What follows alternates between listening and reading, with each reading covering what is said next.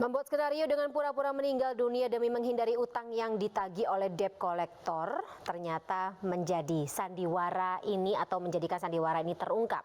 Dan malam hari ini kita telah terhubung bersama Kapolres Bogor Iman Imanuddin. Pak Iman, selamat malam. Selamat malam, Mbak. Baik. Pak Iman, ini pernah kita bicarakan atau sempat kita bicarakan Selasa kemarin, kita sudah merasakan adanya kejanggalan dalam kasus Urip Saputra yang pura-pura mati atau saat itu mengaku mati suri. Tapi mungkin bisa dijelaskan investigasi atau ketika ketahuan ini seperti apa, Pak?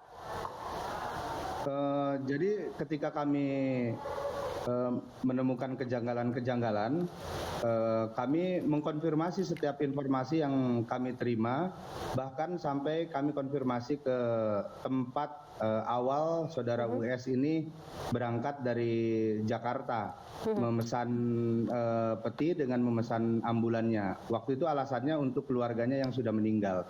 Jadi pada saat memesan ambulan dan memesan peti ini, saudara US dengan saudara istrinya dan anaknya masih ada itu, dan dijemput oleh driver serta kernet dari ambulan tersebut. Oke, masih hidup ya saat itu ya?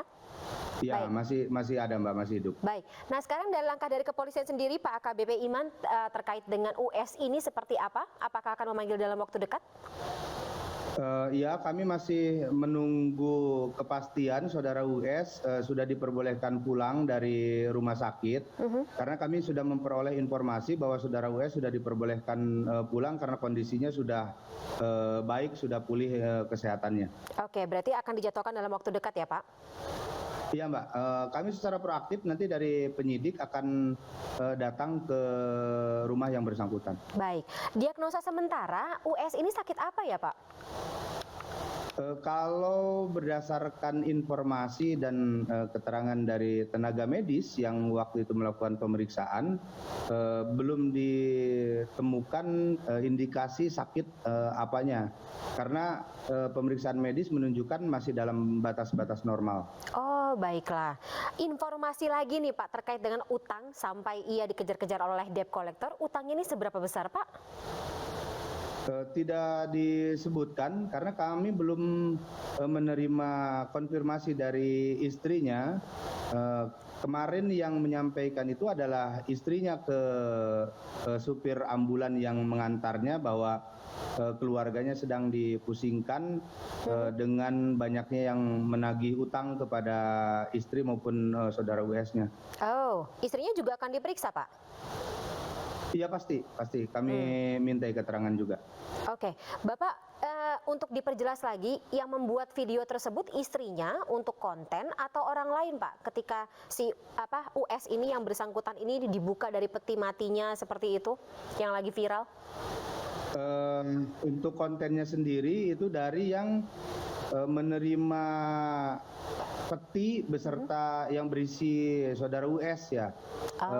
Untuk istrinya sendiri kami belum bisa memintai keterangannya karena yang bersangkutan masih belum bersedia dengan alasan waktu itu sedang lebih mengutamakan pemulihan.